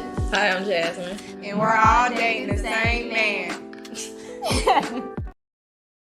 I say Jerome's in the house. I mean, is that like the other ending to the Big Ron story? It's like, sometimes Big Ron gets heartbroken. Other times Big Ron gets what he deserves. I mean, look, if they're happy, like at the end of the day, if they're happy, whose business is it? Facts. Listen, they got 5 incomes coming to that joint. Right. They're happy. They look happy. They look healthy. They don't look like they're arguing. And they was that the house by the lake? That was the house. That was the house by the lake. I believe that was. That was. And you in the projects mad? Facts. Tumbleweeds blown by. Facts. Now, to be honest, if like let people live their life, if they're not harming anybody, they seem to be happy, they're not creating any type of distress or anything, doing anything, you don't see anybody being abused, then what's the issue? I agree. I agree. And it's a solution. He couldn't stop cheating, but he figured out a solution. That's called divergent thinking. That's creative solutions. That's problem solving at its best. That's right. A solution to a non-problem. Like other cultures have it, right? Other cultures have it, and they nobody's like screaming at them. And some of these people live in huts and all kind of shit. No, our concept of marriage is actually pretty new. Historically speaking. Yeah. That's true. That's true. Throughout civilization, history. Listen, all these people in the Bible, Solomon had many wives, right? That's in their Bible. People had wives. Hey, religion and laws created this environment, right? Yeah. So this how Jerry Springer segment. Is that what we're doing right now? Look, they were smiling and laughing. Thought about R. Kelly when I'm watching this. I'm like, yo, R. Kelly got a case. Yo, a little R. Kelly's vibe. I'm going that way. Look, this is me. He did get some R. Kelly vibes. But listen, long as Jerome a little older, long as Jerome got some Viagra, you know what I'm saying, and let these girls go get the hookah, he's straight. That's a lot of responsibility. That's a lot of responsibility. What has to happen though, we have to revisit this in 5 to 10 years and see what it all looks like. That's really the test. If he's still happy and they still happy, if they still happy, it's a great test. A lot of people gonna follow in these footsteps. I mean, think about it this way: there's a lot of unhappy people who are arguing about relationships every day on the internet. True. They don't look like they're arguing. True. Yo, they winning. They got a house on the hill, or a house near the lake. I just got to see the setup. Is like they got all their own separate rooms, or I would love to see the whole setup. Yo, what if he got 3 king size? Like, you know how you could put them together? 3 king size. One comes in, they got alternating days. Like, how does this whole thing work? Are you asking because you're gonna take notes? I'm curious. Are you going to take notes? I'm just curious. Like, would you take notes? I got my notepad and pen right now. Look, I'm ready. I'm downloading Otter. I'm recording everything he said. Give me the game. That's a lot of responsibility. That's a young man's game right there. Trust me. All right. Now here's the question. Since we went all the way left already. I'm already out of the camera shot. I should ask it with my camera off. Not now, hypothetically, right? Hypothetically, long time ago. If you had, imagine if it was brought to you as an option. Now, here's the situation. Hey, we both truly care about you. We truly have loving feelings. We love you and love with you. We want to try this. Now, this is a reasonable. It's not like, oh, we are madly in love. You got to marry us both. It's not an ultimatum. If 2 women came to you and said, we want to try this, we love you, we care about you, we believe we can make this work, what are you saying? I'm in it. I'm in. Derek, don't answer. You can hold up a sign. Huh? The money. Huh? I'm gonna go. This is what I'm gonna do. I'm gonna give me an IV drip. I'm gonna give me an energy boost and IV drip from Gordon. Right. Pop 2 pills real quick. Cool. I mean, there are probably some women who would say, "Look, if I can have 3 husbands who all go to work, bring in 60, 70K each." EOTs. You mean by that EOTs? For American wives, hell no. Oh boy. Oh, she about to start something. Yeah. Damien said 2. I already said 2. I didn't. 4 is too many. 2 is good. 2 is good. I need to get a passport. 2 is good. That's the cutoff. 2 is the. Oh, okay. I learned something. Thank you. That's all I needed. Be right. Can't get one of them from over here. Got to get 4 from another place, man. It'd be a headache over here, man. Oh my God. Yeah, 4 is too many. 4 is too many. Oh my God. So, but 2, it might be the sweet spot. What about 3? Like, can we look? Can I get 2? Can I get 3? 3? Can I get 4? 4? You want 4? You want 5? 5? We gonna do this? It's like a book. It's like spades. It's 2 in a possible. Ooh, he said 2 in a possible. That's not a good hand. So can we shout out Sam Jamie, our producer? 5 incomes is a lot of money for the home, right? Facts. Yo, what if you know how many houses? You could buy a house next to your house. Thanks. The money. You said, nah, that's too much penis to manage. What? Oh, you want 5 men? No, that's too much to manage. Listen, Adam 22 is living his life. He his wife got she got black blowing out. Derek is completely out of this combo. Derek's like, speaking no English. Derek, your camera, your mic is messing up. Derek, just mute yourself for a little bit.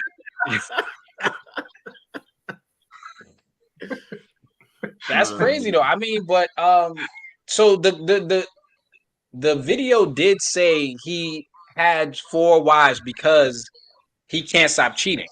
Now, do people see this as a viable solution? And also, it looked like it was an agreement between the two because they said they didn't put a limit.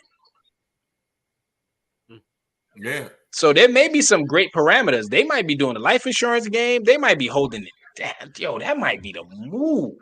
Yeah, but How listen, many? Ayanna Von Sant said that at her age. She said she's with that kind of lifestyle now. At her age, she said, I want the comfort, the stability of the family. And if you want to get a younger woman, say she got to be younger. She said to have for his sexual needs because she said I'm chilling with that. I'm good with that. She dealt with the husband was a lie, but she realized like he really wanted to be that lifestyle, and that's what she said. I didn't realize at the time, but at least this dude is honest. Like, listen, I like you all, but I really don't want to be one tied down just to one of you. I want all y'all, and I'm gonna love you all the same. And rock out. They don't look angry. They don't look upset. They didn't even look like they was faking it. They were like kind of smiling, giggling in front of the camera. Like, usually when you like that, it's kind of playful and funny. They didn't look like they were sitting there like a little annoyed that they was on camera. They was like, look, this is what they might be winning. Living that life. Respect. Living that life. Mm-hmm. What do you think, Derek?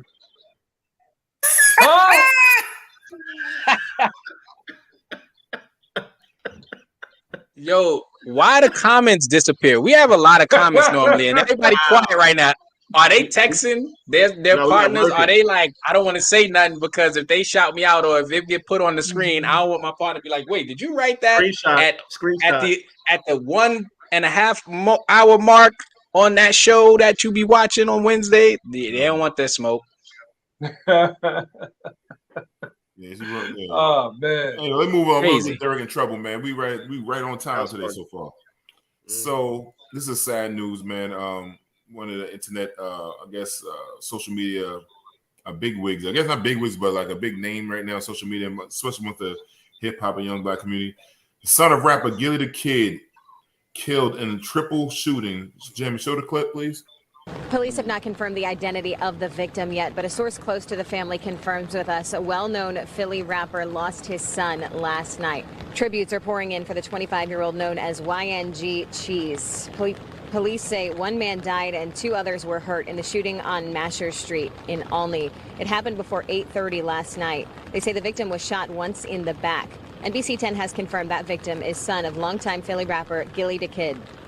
His podcast co-host posted a tribute to Young Cheese on Instagram. that now has nearly 73,000 likes. Fans say he was a promising young rapper looking to follow in his father's footsteps. So far, police have not released any victim description. They haven't made any arrests. Reporting from police headquarters, Brenna White, NBC 10 News. So can I just say, one, his podcast co-host is his blood cousin who did like, and respectfully, shout out to Wallow, shout out to Gilly. This is terrible. I don't want to speak on this in any way because he lost a family member. You know, it's just all about respect, and hopefully they find a way to heal through it. His cousin, you know, was incarcerated. He tells the story, was incarcerated for like 20 plus years. And he came out and they were able to make something very positive of himself, themselves, you know, entertain and inspire people. And this is just sad. This is just tragic, you know. And I've heard his son's music before. It's not bad. So and Gilly was a prominent at his time too. So it's just unfortunate, and I hope, you know, him and his family, they can all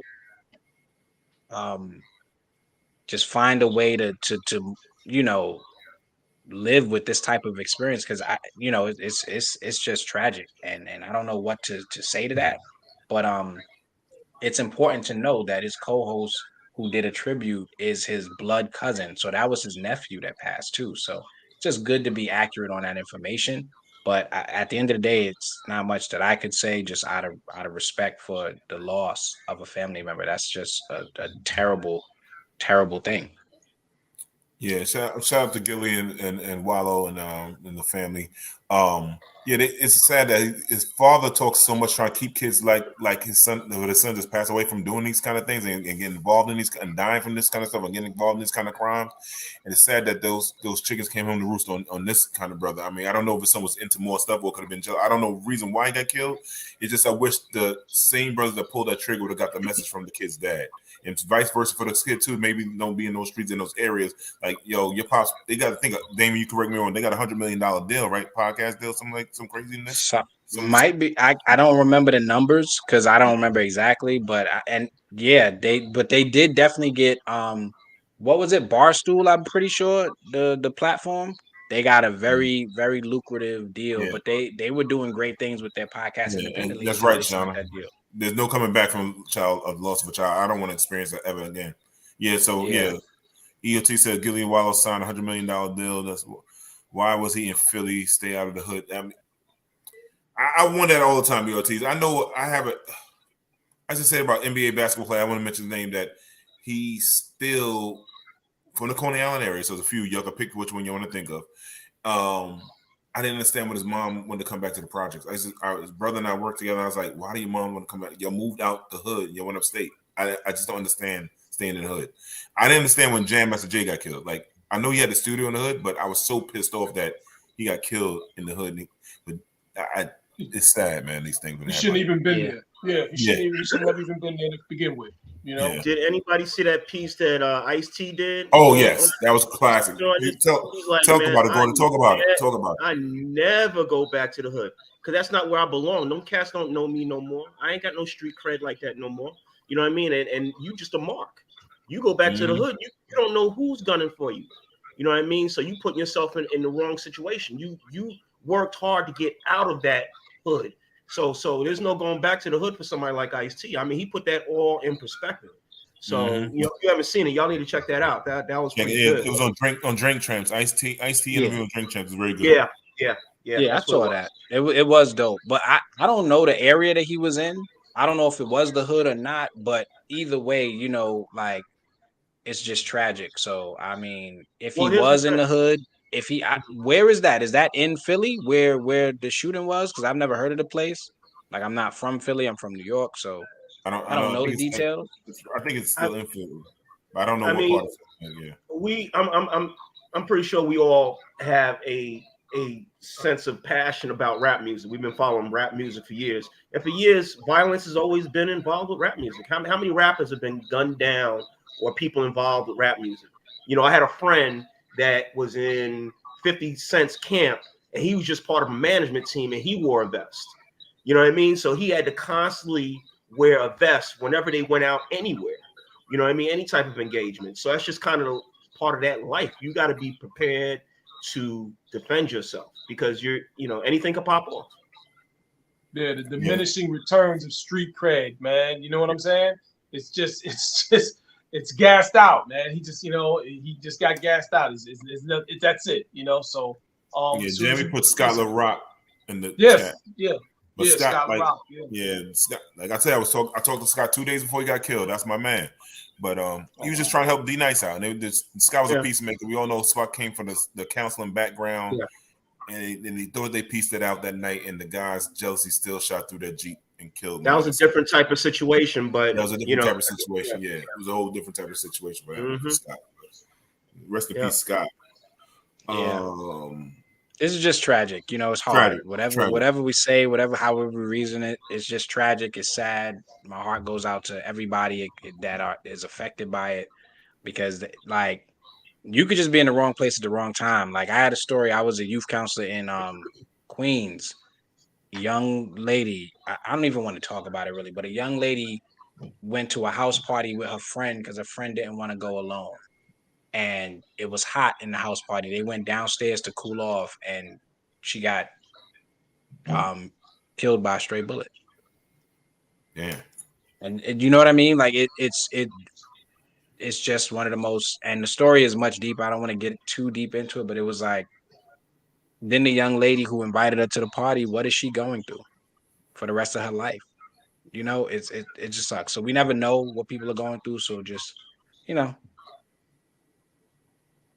So street credit is an illusion. EOT says street credit is an illusion. One purchased from a private development group, and everyone on the lot is homeless. I guess on block, and unfortunately, sometimes it's jealousy from within. Shauna says. Facts. Yeah. Facts. Well, shout out. Hope the brother rest in peace. Family get some kind of. I know they were getting kind of peace. I hope they can get over this. Hope they can heal.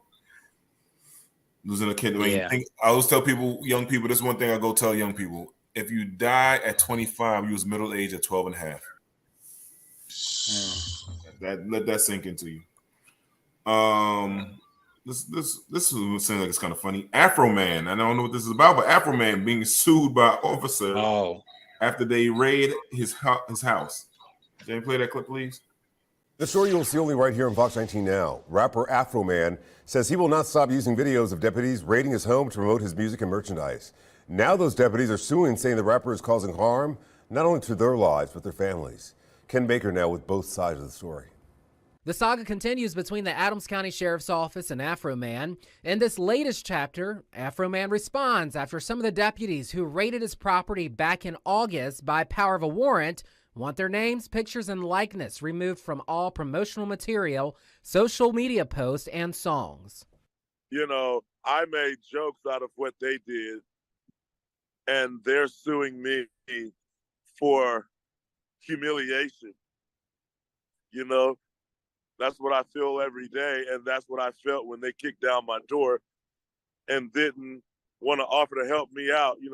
Once they didn't find drugs being trafficked, once they didn't find kidnapping victims. It was back in August of last year. The Adams County Sheriff's Office used a signed affidavit claiming probable cause of human trafficking and drug activity on the rapper's property. After many months and a long investigation, deputies said nothing was found and no charges ever materialized. These are just some of the images Afro Man captured on his home surveillance of the raid. It's those images today that you can find on merchandise and in music videos. He says the money being pulled in through his songs and that merchandise depicting that August raid is helping him to rebuild his life and repair his property. Once they didn't find drugs being trafficked, once they didn't find kidnapping victims, they didn't apologize to me as an American citizen. In that lawsuit, the deputies claim that Afro Man has caused them to suffer irreparable injury to reputations and their mental health. Afro Man says the pictures and videos of the deputies were taken on his home surveillance system, which under law makes them his property. They are public figures. If they was really concerned about their privacy, they wouldn't be putting their names on a public lawsuit. They obviously don't care about their privacy. I'm so confused with this, but So they raided his home because there was some anonymous tip. This anonymous tip stuff is like you could basically the police can make a say they got an anonymous tip and do whatever they want for the most part. Yep. But they raided his home because they thought there was trafficking, drugs, and other things going on. Found nothing. Broke down his door, ransacked his house, and didn't offer to help him. Like he spoke to them or whatever. They didn't find anything, and then they kind of gave him like we don't. That's not our problem type of thing. So he used the video that he owns and made a music video song about it, and the song is popular. Now they want to sue him. I don't know. Jeez, man, this is crazy. This is crazy. I think it's genius. Man, that was George Clinton, man. That was George Clinton, man. He was about to scream up to the mothership. Word up, Afro Man. He's too old to be a rapper. He's Afro rapper. Man, my man was funkified. Did you see I can see they said a funk singer. They said a rapper. I was looking at somebody gonna be younger. I was like, Afro Man, old as He's fuck. bringing funk back. Yeah. I heard that he talked about putting his hat in the race for president now. I'm pretty sure he mentioned it. He did. I mention think it. Cornel West got the lock on the Afro in the politics right now. Cornell got the fro. He got the fro. Afro Man. He got his Don King. He's been rocking his Don King for many years. Yeah. Afro Man been doing this thing for a long time though, man. He's been a rapper for a while, man. Yeah, we know. He old as fuck. Yeah. Oh my god. Yeah. He's a real OG. He's a real He's a real one, certified, man. Yeah, but I thought it was genius though. I said stroke of genius. That's the essence of hip hop. If you ask me, just making something out of nothing. You know what I mean? Yeah, it's so crazy how the police can really raid your crib and don't pay for shit when they break up stuff. Yeah, that don't make sense. They're gonna jack up the joint too. They're gonna jack up the joint. They're gonna jack up the joint. But let me tell you, the bigger thieves are out of that. It's the fire department. Oh hell yeah, hell yeah! I tell anybody. Huge thieves. I tell anybody. So when they come in your crib, they steal everything. Everything that's not nailed down. Everything. Had it done to me. Jewelry. How you gonna know? You know, it's crazy. But anyhow, man. Jamie, Monica. Let's go to Monica, Jamie. Monica stops a show when she sees a man putting his hands on a woman. Jamie, can you play the clip for us, please? Oh, don't you hit her like that. Listen. If y'all don't get that nigga up out of here, we won't even fucking play like that. You ain't no lady like that, niggas. You out your fucking mind? Say it.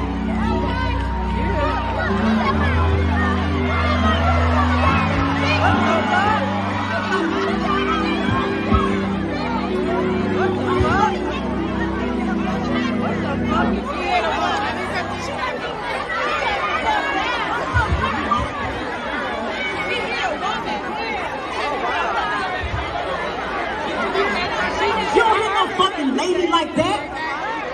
Fuck these fucking sucker ass niggas.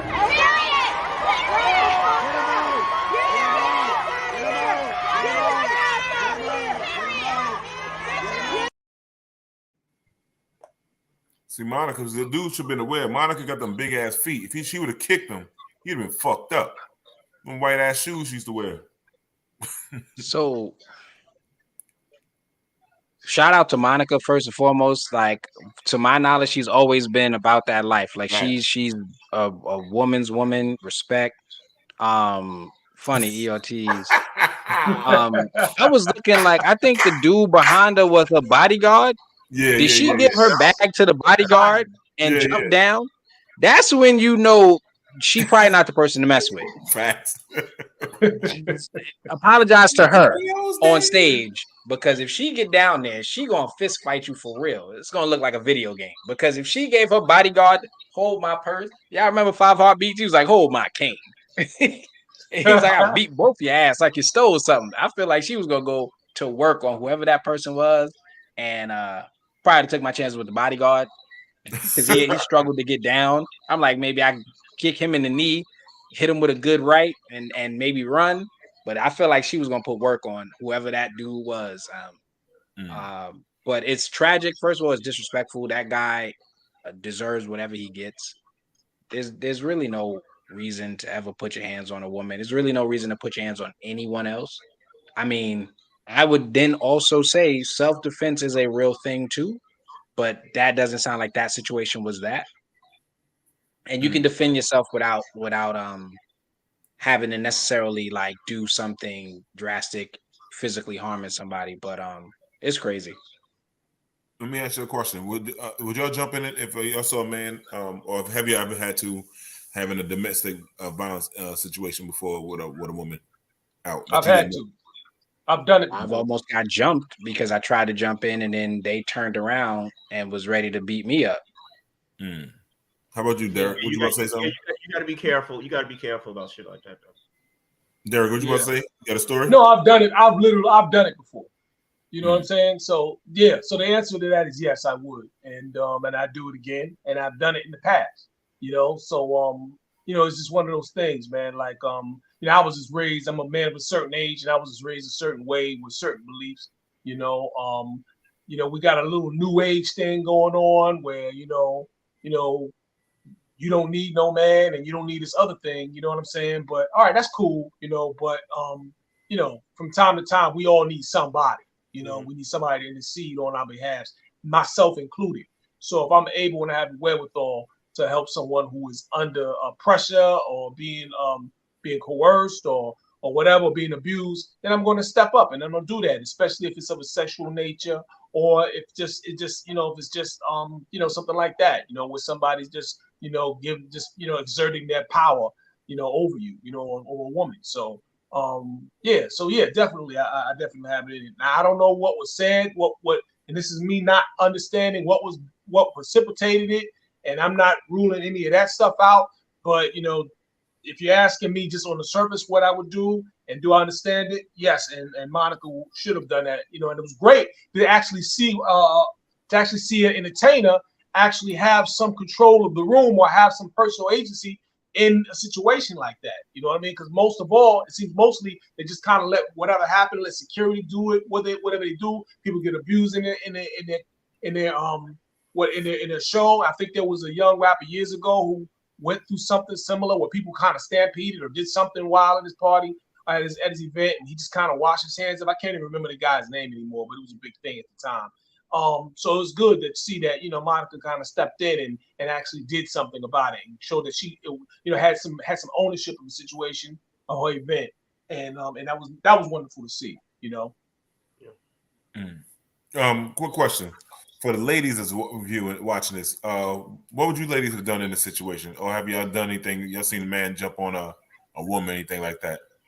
And Shauna, for our sake, when you saw Mo Henderson getting beat by his wife, his girlfriend at the time, did you jump in, or would you jump in? Man, listen, Monica wasn't going to have to do nothing. Did you see all them gorillas? See, I do security, so I'm looking the crowd. I see the dudes that are towering over. Like in a venue like that, they got gorillas all over, so they were already right there. So that dude would have got the brakes beat off him. So that's what was about to go down right there. So they were right there. Monica was not down there by herself. She had her gorillas right there. What you see? CNT says a lady shouldn't get involved in a violent situation. Why couldn't the men in the crowd help? Why couldn't they? But this is where we at right now. With certain things. Men are unfortunately men wear purses now. Yeah, nah, I'm not going with that. I go back with Damon. I get what Damon said earlier. Damon said, "This is what Damon said." I seen my homeboy break up a chick on Jamaica Avenue, and was getting it in with the dude. Dude was beating her ass, whatever.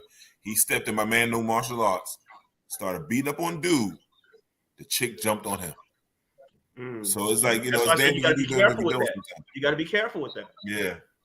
So there has to be some conversation around that, because there's this, why don't the men jump in? But then there's this other thing where if the men jump in and do something, they could get sued. They can be held liable. Yeah. So there has to be some balance in it, because it seems like there is a narrative, like Derek, you were saying, you don't need no man. Men need to mind their business. Men shouldn't have an opinion about what women say or do or what they go through. So there has to be some conversation where there has to be some level of understanding, because now if in that same conversation, like, why didn't the men do this? Why didn't the men do that? But if the men stepped in, it's like, see, these men think women need to be saved. So there is a narrative that some people might just say, you know what? I'm gonna mind my business. Yeah. Some of the comments come up real quick. Sorry. Yeah, we got some good comments. EOT says the lady shouldn't get involved in this violent situation. Why couldn't the men in the crowd help? Shauna says, I'm all hands in with my girls. All right. Lorette, hey, she says, no way I could stand by and watch a woman get beat. My man can tell you how I get down. I absolutely can tell you how she get down. All right. Shauna says there's video from the angle the men there did intervene. Okay, that's good. EOT just said pepper spray, Yeah, that's an answer too, That is a viable answer, But yeah, speaking to your point, Damien, man, we're in a place, man, we're in this weird place. I've gotten cursed out for opening a door. You know what I'm saying? Like that was I was like, what are you doing right now? Like, what are we doing? I held the door open for you, but now it was like, it's a whole thing. So yeah, I said no. After that. My thing. Oh, slammed it in the face there. Go ahead. Sorry. I've done security, so I've seen stuff like that pop off. I've seen, a boyfriend, girlfriend walk out of the spot and they go to the car and they're fighting and after having a few drinks and shit just get wild, whatever, right? So me, I'm always like, I'm always practicing de-escalation before I put hands on anybody. You know what I'm saying? I try to have a conversation. I try to separate them, have a conversation. We're going back and forth for like an hour outside the spot, outside their car. And eventually she decides to get back in the car and there's nothing you can do at that point. Right. After you had a conversation with her and she was like, okay, I'm cool, this, that, and the other. And all you do is hope you don't read about it, something in the morning. Yeah. Yeah. That's why I say you gotta be careful because you don't know either one of those individuals and you just don't know what the backlash could be. Facts. Yeah. Yeah. No doubt. You said something there? Oh, no, just reading this comment. Said he was after he's done. She says, I'm gonna pick up a chair, back, cash register, something. Yeah. The moral of the story is Norette is about that life, and we're gonna leave her alone. Completely. That's bad. But thank everybody for rocking out with us tonight, man. For all the brothers and sisters that chimed in, made comments and all that stuff tonight, man. And shout out to Kelvin. Put them pizzas down in Italy and leave them white women alone. We still love you though, brother, man. Have a motherland. Gordon, thank you again for stepping up tonight, filling in, man. Yo, thank you, Gordon. What's that? Thank you, Go ahead, talk about it. What's the name of talk about the business one more time before we leave, brother? Your talk about IV, baby. Your IV, get your drip on. That's right. New way of taking vitamin hydration. Everybody needs hydration, especially in all this heat. We talking people dropping. You need to hydrate. So just more ways to do it other than just drinking water. Facts. And so you get the drip in your arm, not out your dick. On that note, I say peace. What he said. Peace. Last